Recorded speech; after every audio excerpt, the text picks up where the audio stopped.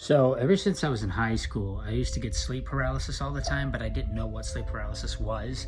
I didn't know that it was called sleep paralysis, and I used to like try to explain it to my mom and dad and to a couple other people. Oh, you must have been dreaming and everything else. I was like, no, I wasn't dreaming. I could hear people talking and everything else. I heard you said this, that, and this.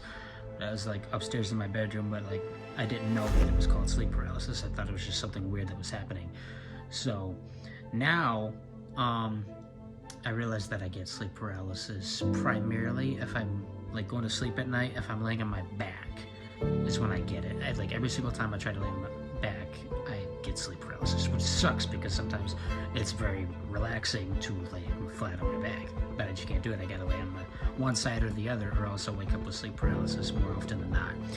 And sometimes it's really terrifying. Other times it's just more annoying than anything else, and I get really mad. It's just like, oh, come on. But I've gotten to the point where I can make some noise. I used to not be able to do anything, but I got to the point where I can make some noise. So it's just like, I could just like basically just like, you know.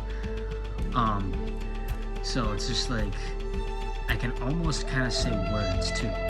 But my wife knows about it, so she'll like wake me up in the middle of the night. Fortunately, she's a light sleeper, so she'll hear me if I'm like stuck in sleep paralysis. And usually it'll go something like this.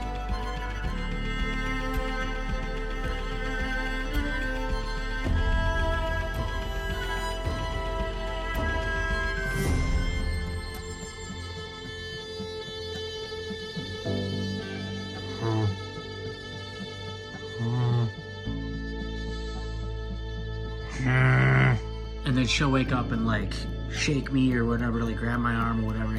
It's basically anything that would normally wake you up is what shakes you out of it. So I found out that sleep paralysis is caused by the chemical in your brain that shuts down all motor skills.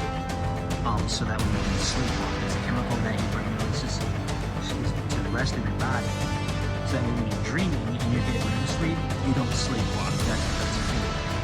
But just for whatever reason, I had to wake up from time to time while that chemical is still throughout the body. Realistically, it's probably a minute, if that. But like, it feels weird because it can be terrifying when you wake up and you can't move.